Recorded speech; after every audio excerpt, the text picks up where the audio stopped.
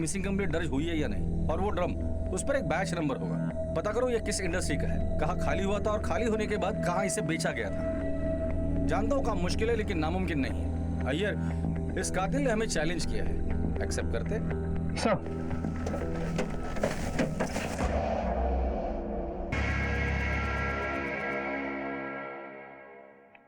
Sir आसपास के area में पूछताछ की लेकिन कोई इन्फॉर्मेशन नहीं मिली। उस ड्रम के बारे में कुछ पता चला? नहीं सर, फोरेंसिक को कुछ नहीं मिला। सारे मार्क्स वाइप आउट हो चुके, ना कोई फिंगरप्रिंट्स ना कोई और क्लू।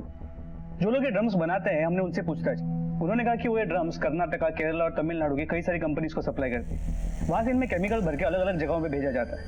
फिर ये केमिकल्स खाली करके ये ड्रम को स्क्रैप में बेचा जाता है। लोग जनरली इस ड्रम में पानी भर के घर में रखते हैं, तो ये ड्रम किसने कहाँ से खरीदा ये पता कर पाना बहुत मुश्किल। और ये जो पानी रखा था,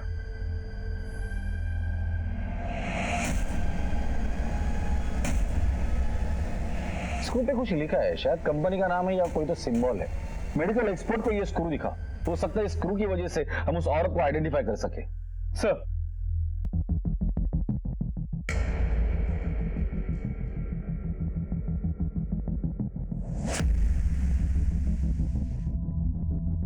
सर ये देखिए, ये सीरियल नंबर मिला है।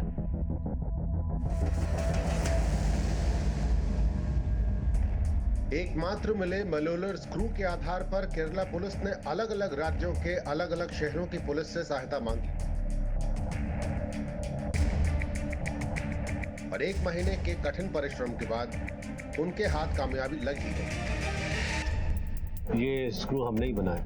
क्या बता सकते हैं कि इसका मैन्युफैक्चरिंग कब हुआ था और इसकी डिलीवरी कहाँ हुई थी? उसके लिए रिकॉर्ड देखना पड़ेगा। प्लीज 1 मिनट, मैं देख के बताता हूँ। सर ये जनवरी 2014 को मैन्युफैक्चर हुआ था और ये बैच 2014 फरवरी को इसी शहर के केटी हॉस्पिटल में डिलीवर किया था। Thank you.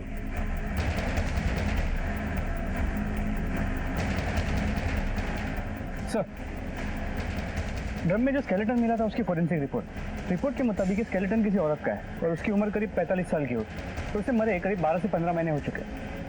ठीक है, फिलहाल तो केटी हॉस्पिटल चलते हैं, देखते हैं वहां से क्या इन्फॉर्मेशन मिलती है।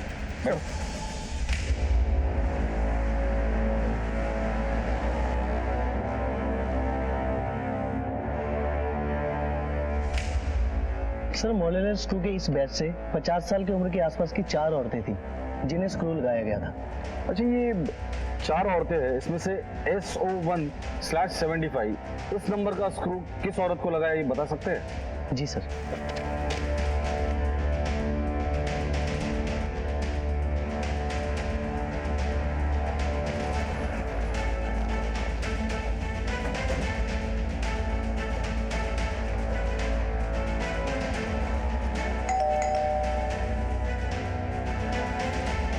शानदार। से कुछ महीने पहले उनके पैर की हड्डी टूट गई थी, तो उनका ख्याल रखने के लिए एक नर्स थी जो उनकी देखभाल करती थी।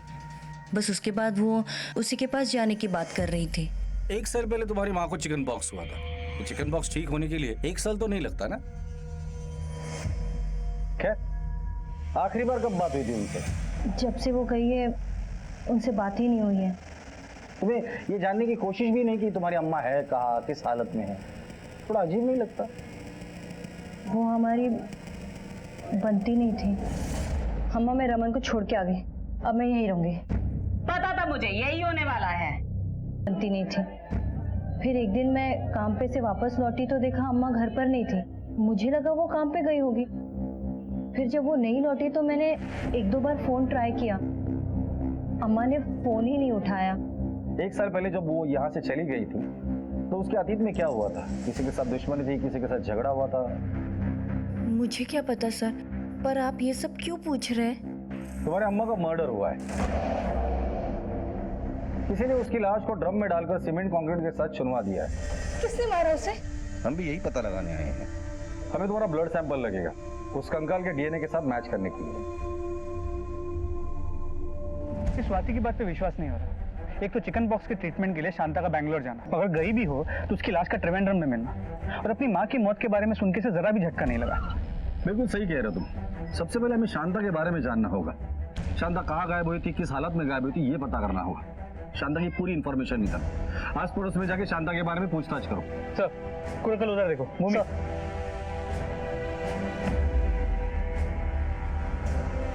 सर डीएनए रिपोर्ट से कंफर्म हुआ है कि बॉडी शांता की है और उसकी मोबाइल लोकेशन से पता चला कि वो शायद कभी तिरुवनंतपुरम के बाहर गई नहीं। 7 जनवरी 2015 को उसका फोन उसके घर के आसपास ही स्विच ऑफ हुआ था। फिर ये देखिए। इसका मतलब शांता की बैंगलोर जाने वाली बात तो झूठ निकली। वो 7 जनवरी को अपने घर के पास से ही गायब हुई थी। स्वाति ने अपने माँ के मर्जी के खिलाफ घर से भागकर शादी की थी, फिर वापस भी आई थी, जिसके लिए उसकी माँ उसे दिन रात ताने मार रही थी। लेकिन सवाल ये है कि इतनी छोटी सी बात के लिए कोई बेटी अपनी माँ का मर्डर करेगी? अय्यर, ये शांता का लॉटरी का बिजनेस था ना, तो हो सकता है ये मर्डर पैसों के लिए किया गया हो। शांता के बैंक डिटेल्स चेक करो और गायब होने के पहले उसकी जिंदगी में क्या हुआ था ये भी पता करो। सर मीडिया के कुछ लोग सुबह से पुलिस स्टेशन के बाहर रुके हैं। मुझे लगता है आपको उनसे एक बार मिल लेना चाहिए। तिरुवनंतपुरम लेक के पास पुलिस को ड्रम में एक औरत का कंकाल मिला है। बताया जा रहा है कि ये ड्रम पिछले 1 साल से यहाँ पड़ा है। आइए जानते हैं इन्वेस्टिगेशन ऑफिसर के नायर का इस केस के बारे में क्या कहना है। वो कंकाल एक औरत का था जिसका नाम शांता था और वो यहीं की तिरुवनंतपुरम की रहने वाली थी। ये मर्डर 1 से 1.5 साल पहले हुआ था और मुझे यकीन है उसके कातिल को हम जल्द से जल्द अरेस्ट करेंगे। सुमन, मेरे लिए जरा पानी लाना।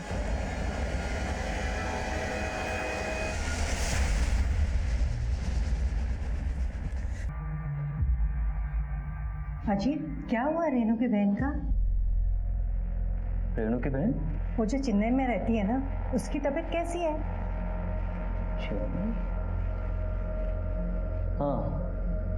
हाँ ठीक है, अब पहले से ठीक है।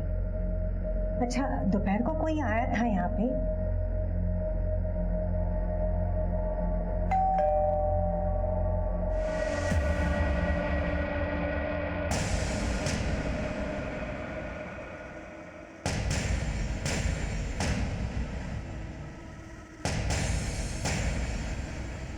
क्या हुआ? अब भी किसी टेलीमार्केटर का फोन था? ये चेन्नई में तुम्हारी कौन सी बहन है?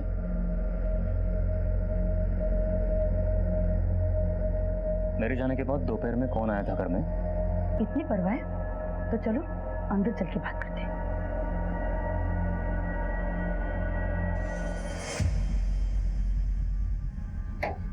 बोलो, क्या बोलना चाहती हो? बच्चा मुझे नहीं, तुम्हें चाहिए था। और ये सब जो तमाशा।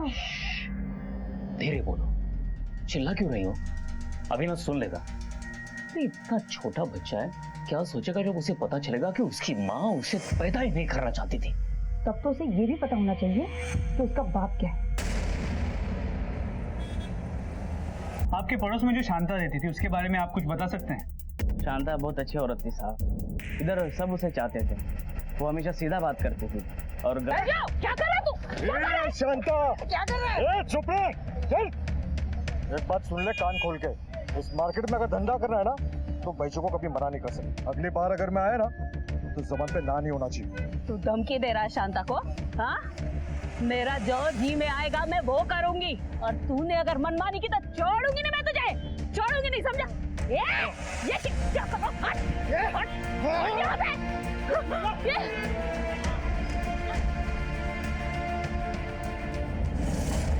ये झगड़ा किस वजह से हुआ था? अम्मा का एक प्लॉट था, उन्होंने वो बेचा था 6 लाख रुपए में, तो शायद उसी के लिए वो झगड़ा हुआ था। हाँ, मुझे पता था। गांव की एक जमीन बेची थी जिसके 6 लाख रुपए आए थे, पर वो पैसे कहाँ गए, उन पैसों का अम्मा ने क्या किया, मुझे नहीं पता। अगर आप लोगों को मुझ पे भरोसा नहीं तो आप लोग मेरे घर की तलाशी ले सकते हैं। मार्केट में तुम्हारी माँ का एक बैजू नाम के आदमी के साथ झगड़ा हुआ था, तुम जानती हो उस बैजू को? मैं किसी बैजू को नहीं जानती और अम्मा ने किसी झगड़े का जिक्र भी नहीं किया। कोई घर की तलाशी लो। Okay sir.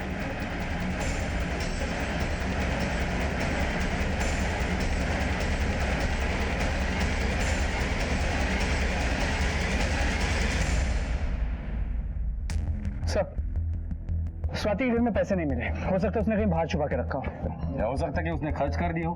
6 लाख रुपए एक साल में खर्च करना कोई बड़ी बात नहीं है भैया। अगर ये मर्डर स्वाति ने किया है तो वो उसका अकेले का काम नहीं है, जरूर किसी की मदद ली होगी। एक प्लान मर्डर है। इस कत्ल को छुपाने के लिए कातिल ने बड़ी मेहनत की है।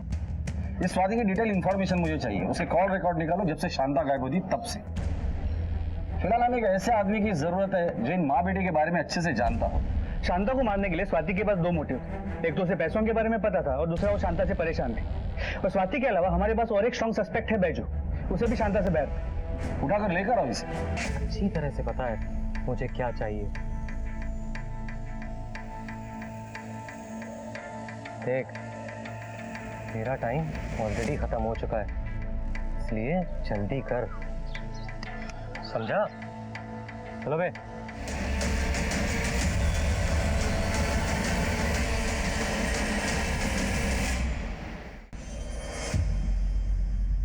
शांता को क्यों मारा और 6 लाख रुपए कहाँ है?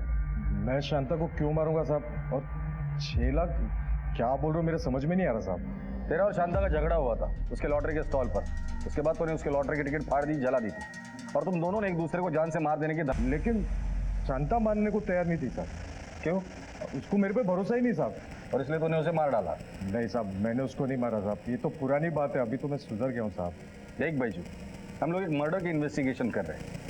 अगर आगे चल के पता चला ना कि तूने हमसे झूठ कहा था या कुछ छुपाया था तो उस वक्त तुझे पूछूंगा नहीं, सीधा यहाँ लटकाऊंगा। निकल।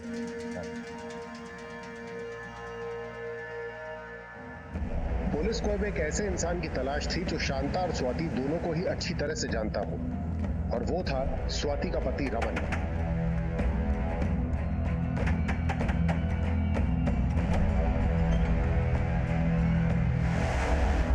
सर, स्वाति और मैं एक दूसरे से प्यार करते थे, शादी करना चाहते थे, लेकिन शांता अम्मा को मैं पसंद नहीं था, इसलिए हमने भाग के शादी कर ली। क्या स्वाति शांता अम्मा से इसलिए नाराज थी कि वो तुम दोनों के बीच सुलह करना चाहती?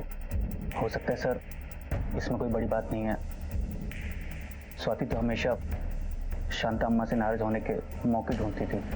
मतलब सर, स्वाति हर एक छोटी घटना के लिए शांता अम्मा को जिम्मेदार मानती थी, यहाँ तक कि जब आरब ने अपनी बीमारी के चलते आत्महत्या की। अम्मा का मर्डर नहीं कर सकती। तुम दोनों एक दूसरे से प्यार करते, भाग के शादी भी, फिर अलग क्यों हुए? सर, मेरी गलती की वजह से मुझे दारू की लत थी। उसने काफ़ी बार मुझे रोका, मैंने कोशिश की लेकिन छोड़ नहीं पाया। शराब की वजह से मेरी नौकरी चली गई और उसी दिन स्वाति मुझे छोड़ के चली गई। जब इतना सब कुछ हो रहा था तो शांता माँ ने कुछ करने की कोशिश नहीं की? सर, उन्होंने मुझे अपने घर बुलाया था। तुम दोनों को अपनी गृहस्थी के बारे में सोचनी चाहिए। लेकर के जा इसे अपने साथ। जो कुछ भी बात है आपस में बैठकर सुलह कर लो तुम लोग, समझे?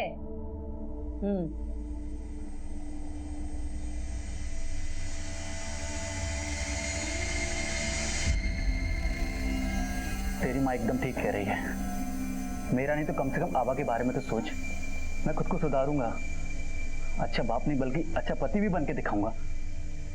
अच्छा बाप, अच्छा पति बनने के लिए अच्छा इंसान बनना पड़ता है। तुम्हारे जैसे आदमी के साथ ना मैं रहूंगी ना अपनी बेटी पर तुम्हारा साया पड़ने दूंगी।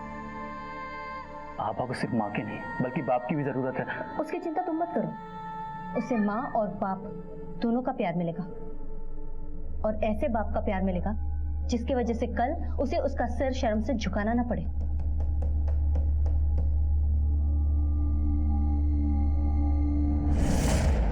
जब ये सब कुछ हो रहा था तो शांता अम्मा ने कुछ नहीं किया? शांता अम्मा के पैर के इलाज के लिए एक नर्स आती थी, शायद उसे कुछ पता हो। 1 साल पहले ड्रम में मिली लाश वाले केस को अब 2 महीने हो गए हैं। पुलिस को इस केस में अब तक कोई अहम सुराग हाथ नहीं लगा है। ये केस अब और पेचीदा होता जा रहा है। स्वाति शांता से इतनी नफरत करती है कि हो सकता है कि उसी ने उसको मार दिया। सर पॉसिबल तो है, अगर स्वाति का सच में कोई बॉयफ्रेंड है तो हो सकता है स्वाति ने उसी के साथ मिलकर शांता को मारा। एक पॉसिबिलिटी और भी हो सकता है, शांता स्वाति को रमन के साथ उसके घर जाने के लिए फोर्स कर रही, इसलिए स्वाति ने शांता को रास्ते से हटा दिया। अब शांता का घर भी उसका हो गया, पैसे भी, और अब वो आजाद भी है। ये स्वाति और शांता के कॉल रिकॉर्ड्स आ गए? भी सर आ गए। स्वाति के कॉल रिकॉर्ड अच्छे से चेक करना, देर रात तक उसने किसी से बात की है वो देखना, और कितने देर तक बात की है वो भी चेक करना। हो सकता है कि वो उसका बॉयफ्रेंड हो। और शांता के कॉल रिकॉर्ड्स भी क्रॉस चेक करना। सर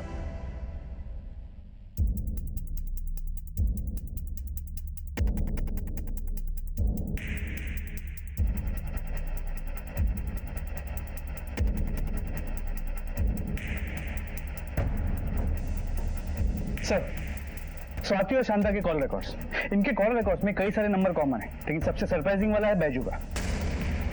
ये देखिए,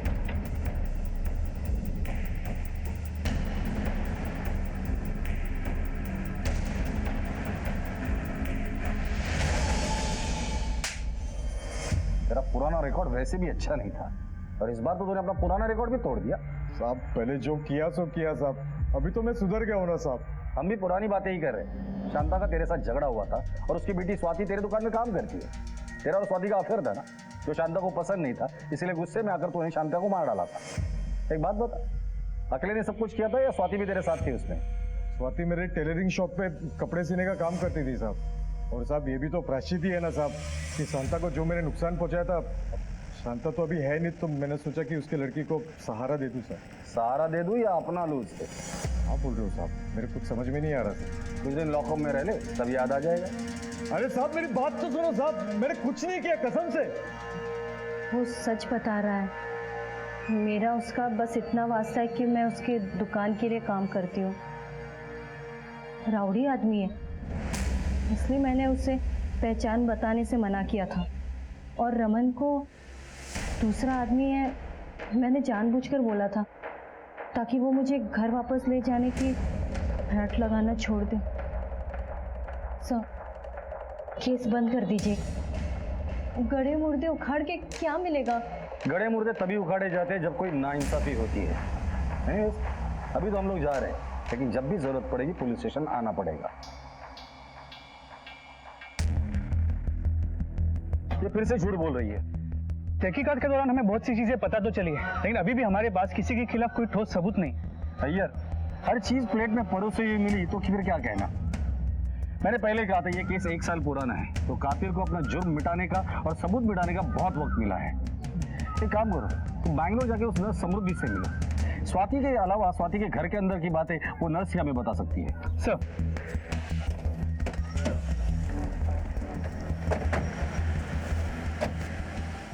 सर शांता दीदी तो यहाँ कभी आई ही नहीं। उनकी मौत के बारे में सुनकर बहुत दुख हुआ। बहुत ही स्ट्रांग लेडी थी वो। उनकी जिंदगी बहुत ही मुश्किल भरी थी, शायद इसीलिए बहुत स्ट्रांग थी। मतलब ये कि इंसान कितना भी चाहे पर कभी ना कभी उसका अतीत उसके सामने आकर खड़ा हो ही जाता है। शांता, तू यहाँ क्या कर रहा है? क्यों? मैं तुझसे मिलने नहीं आ सकता? पुराना साथ है हमारा। जब मैंने सुना कि तेरा एक्सीडेंट हो गया है तो सोचा कि कुछ मदद कर दूं।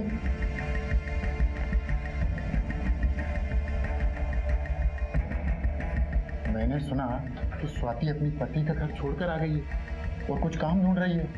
वो अगर चाहे तो मेरे साथ काम कर सकती है। ये कुछ पैसे रख लो, काम आएंगे। दफा हो जाए यहाँ से। गुस्सा क्यों करती है? मैं तो तेरी मदद करने आया था। थूकती हूँ मैं तेरे पैसों पर और तुझ पर। और मेरी बेटी के बारे में ऐसी बात सोचने की तेरी हिम्मत कैसे हुई? दो पैसे के धंधे वाली आज शरीफ बन के बैठी है। अरे तू अपना पता ठिकाना बदल करना दुनिया को धोखा दे सकती है, मुझको नहीं, समझी?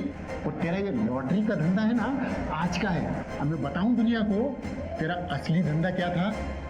कल क्या थी तू? मंजुनाथ, मैं तुझे क्या करते? बाहर जाइए वरना मैं पुलिस को बुला लूंगी। मैं भी देखता हूँ कब तक अपनी बेटी को बचाती। इस धंधे में तो मैं उसको खींच के ही रहूंगा, समझी? मंजुनाथ, जब तक मैं जिंदा हूँ मेरी बेटी की तरफ आंख उठाकर भी देखा तो देखना मैं तेरा क्या हाल करती हूँ। बाद में उन्होंने बताया कि 2 छोटे बच्चों की जिम्मेदारी थी और सर पर छत भी नहीं थी। उनका पति जेल में था, मजबूरी में उन्हें मंजुनाथ के साथ काम करना पड़ा। शांता ने जमीन बेच के उसे 6 लाख रुपए मिले। तुम्हें पता है उस पैसे का उसने क्या किया? सर शांता दीदी ने मुझे बताया था कि वो 6 लाख रुपए की फिक्स डिपॉजिट कराने वाली और वो स्वाति की बेटी आभा के नाम करने वाली थी। अच्छा, ये स्वाति, उसका किसी के साथ कोई अफेयर था, किसी के साथ कोई चक्कर? सर उनके घर के पास ही एक आदमी था जिनके साथ स्वाति का चक्कर चल रहा था। जब शांता दीदी को इसके बारे में पता चला तो उन्होंने स्वाति को बहुत मारा पीटा। जानती है तूने क्या किया? क्या किया तुझे पता है? पहले तो उस निकम्मे लड़के के साथ बात कर शादी की, उसके साथ निभा नहीं पाई, यहाँ आकर बैठ गई, और अब उस शादीशुदा आदमी के साथ चक्कर चला रही है तू। मैं जानती हूँ उसे, वो अच्छा आदमी नहीं है। मैं जानती हूँ आप ये सब क्यों बोल रही हो। क्या जानती है तू? बोल, मुझसे बदला ले रही हो। मैंने तुम्हारी बात कभी नहीं मानी ना, इस बात का बदला। और वैसे भी मैं तुम्हारी तरह कईयों के साथ मुंह काला नहीं कर रही हूँ, प्यार करती हूँ उससे। स्वाति की बातें सुनकर शांता दीदी बहुत उदास रहने लगी थी। मैंने अपने जीवन की हर मुश्किल को भगवान की परीक्षा समझकर स्वीकार किया है समृद्धि, लेकिन अब मैं बहुत थक गई। आखिर कब तक?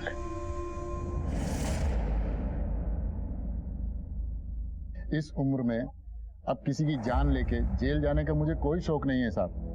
वो तो एक कोशिश की थी कि किसी तरह उसकी बेटी को भी इस धंधे में उतार लूं, मगर मैं शांता को जानता हूँ, उससे किसी तरह का झगड़ा मोल नहीं ले सकता, इसीलिए दोबारा गया ही नहीं।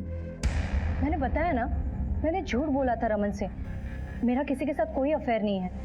वैसे भी मैं किसी भी पड़ोसी के यहाँ आती जाती तक नहीं। तुम पुलिस वाले से लगातार झूठ बोलती आ रही हो। वो नर्स समृद्धि, उससे हमें सब कुछ सच पता चल चुका है। अब तुम्हारे पास सच बोलने के सिवा और कोई भी चारा नहीं है। सर वो मेरे पास के घर में एक आदमी रहता है, उससे मैं शादी करने वाली थी, लेकिन इसका अम्मा की हत्या से क्या लेना देना? क्योंकि तुम्हारी अम्मा इस रिश्ते के खिलाफ थी, इसलिए तुमने अपने आशिक के साथ मिलके शांता को मार डाला। नहीं, ऐसा कुछ नहीं है, मैंने कुछ नहीं किया। अगर कुछ किया नहीं है तो फिर झूठ क्यों बोल रही थी?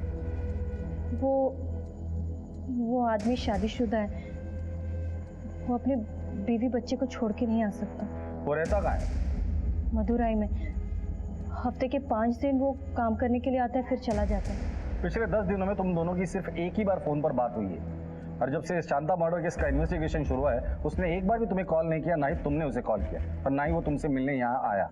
क्यों? पता नहीं वो क्यों नहीं आया। मेरा फोन भी नहीं उठा रहा है वो पिछले कुछ दिनों से।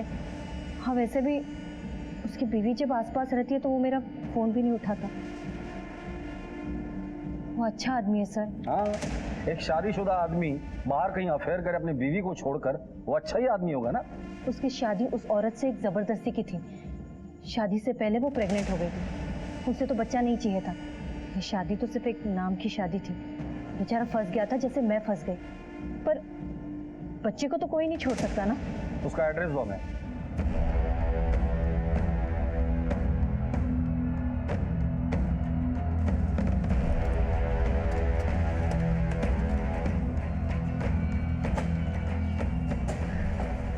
जैन सर, ये केरला पुलिस से अजीत के बारे में पूछताछ करने आए हैं। सर, अजीत मर्डर केस की इन्वेस्टिगेशन मैं ही देख रहा हूँ सर। मर्डर? अजीत का मर्डर हो गया? Yes sir. अजीत की पोस्टमार्टम रिपोर्ट के मुताबिक उसकी बॉडी में पोटेशियम साइनाइड पाया गया है। उसकी मौत हार्ट फेल होने से हुई है सर। घर पर कौन कौन है उसके? उसकी बीवी और बच्चा है सर। अफेयर? ये सब क्या है? मैं नहीं जानती स्वाति को, मैंने तो ये नाम भी पहली बार सुना है। मुझे ऐसा कुछ पता नहीं है। वो ऐसे आदमी नहीं थे, वो कभी मुझे धोखा नहीं दे सकते थे। तो फिर आप दोनों के झगड़े किस बात पर होते थे? अजीत को जुए की लत थी, उस वजह से उन पर बहुत कर्जा हो गया था। मुंबई पे लगा, बेंगलोर पे नहीं। अरे पुराना पैसा कहाँ जा रहा है? मैं कुछ ना कुछ जुगाड़ करके पैसा लौटा दूंगा यार, फिक्र मत करो। लेकिन अभी नए सौदे की बात करते। मुंबई पे मैंने जितना बोला है ना उतना पैसा लगा दी, समझे? कैसे चालू हो गया ना तुम्हारे सट्टा? मना किया था ना ये सब करने को। हाँ, मुझे सिखाओ मत, हटो। आए दिन वसूली वालों के धमकी भरे फोन घर तक आने लगे। देखो दूर रहो तुम, मेरे पास मत आना, मेरा हाथ छोड़ो। बोल देना अपने पति से हमारे पैसे वापस कर दे, वरना और भी तरीके हैं पैसे वसूल करने के। ये कंगन लिए जा रहा हूँ, बाकी बोल देना तैयार रखे, समझी? आपको क्या लगता है किसने मारा होगा अजीत को? अजीत के पेट में पोटेशियम साइनाइड मिला था, जो इतनी आसानी से मिलता नहीं है। अजीत एक केमिकल प्लांट में काम करते थे, शायद वहीं से मिला हो। ठीक है,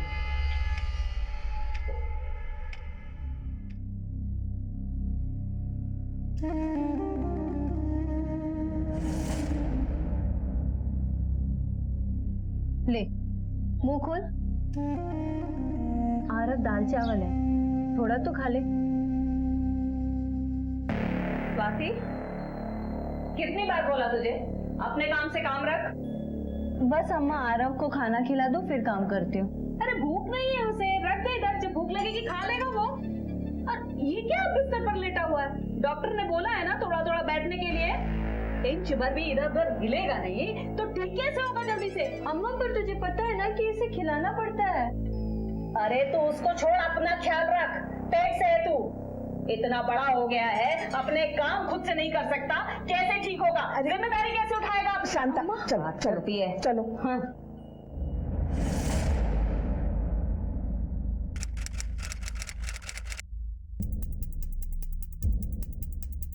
सर अजीत तो पिछले 10 दिनों से काम पे ही नहीं आया। हो सकता है पोटेशियम साइनाइड उसने इसके पहले चुराया, और सर इतनी कम मात्रा में पता लगा पाना बहुत मुश्किल है कि किसने चुराया। तो उसका कोई दोस्त है यहाँ जो उसके बारे में जानता हो? तुम्हारे फैक्ट्री के मैनेजर से हमें पता चला कि तुम अजीत के बहुत अच्छे दोस्त हो। हाँ सर। अजीत के बारे में क्या जानते हो? सर अजीत और मैं अच्छे दोस्त थे, मैच में सट्टा लगाने की वजह से वो पूरा बर्बाद हो गया था। अजीत के बारे में काफी कुछ जानते हो, तो उसके अफेयर के बारे में भी जानते होंगे। तू कभी मिला है स्वाति से? एक मिनट, नीचे रखो।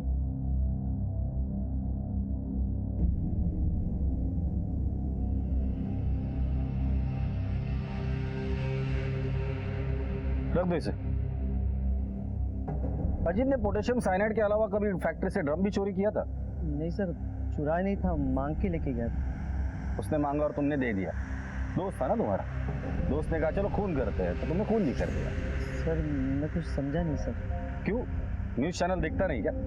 न्यूज में देखा नहीं, एक औरत की लाश ड्रम में मिली थी और उसके कातिल को पुलिस ढूंढ रही है। सर मैं कुछ समझ नहीं पा रहा हूँ, ये सर आप मुझे क्यों बता रहे हैं? अजीत तुम्हारा दोस्त था ना, इसलिए तुम्हें बता रहे। उस ड्रम पर हमें 2 लोगों के फिंगरप्रिंट्स मिले, एक अजीत के और दूसरे किसके ये हमें पता करना है। तो उसका दोस्त है ना, तो जाहिर सी बात है वो तेरे ही होंगे। लेके चलो इसे, फिंगरप्रिंट लेते। चल बैठ। सर मैंने कुछ नहीं किया सर, मैंने कुछ नहीं किया सर। अजीत ने मुझे कहा था कि घर में वो रेडियम केमिकल बनाना है, इसलिए मैंने उसको ड्रम दे दिया। कुछ दिनों बाद उसने बोला कि केमिकल पूरा खराब हो गया, फेंकना पड़ेगा, तो किसी की नज़र में ना आए इसलिए मैंने ड्रम फेंकने में उसकी मदद की।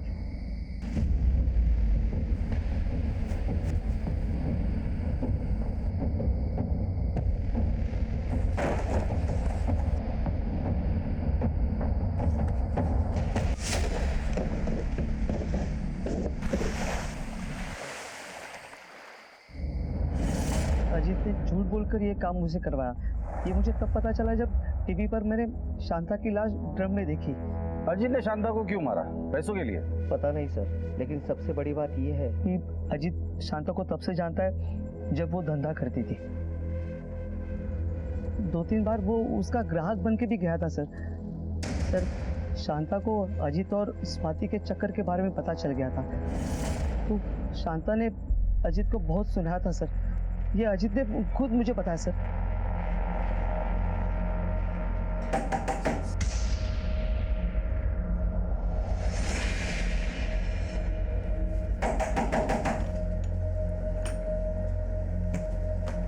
स्वाति का तू अम्मा यहाँ मुंह कड़ा कर रही है दरवाजा बंद करके। कहा था ना तुझसे दूर रह स्वाति से। अम्मा नहीं, समझ में नहीं आता। अम्मा और तू शर्म नहीं आती? शादीशुदा होकर एक बच्चे की माँ होकर यहाँ बैठी है। कितने पैसे चाहिए तुझे? वो पैसे ले और दफा हो यहाँ से। अम्मा मेरी बेटी का पीछा छोड़ दे, समझा ना तू? वरना तू जानता नहीं है कितना बुरा होगा तेरे साथ। सब पता है मुझे।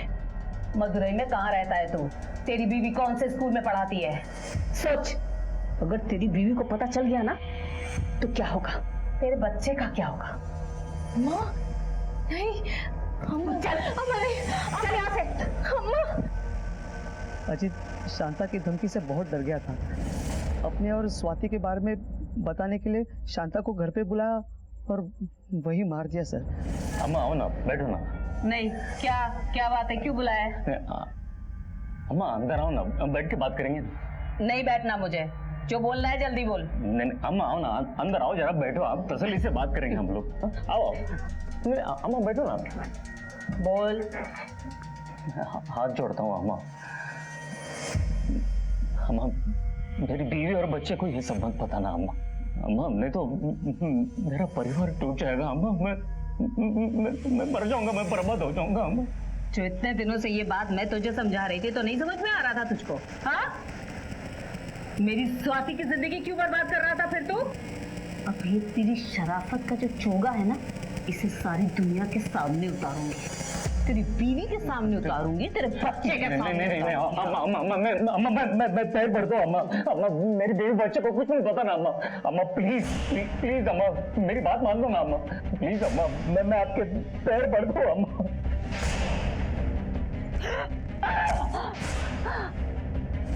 उसे मारने के बाद अजीत ने पूरा घर ढूंढा पर उसको कहीं पैसे नहीं मिले।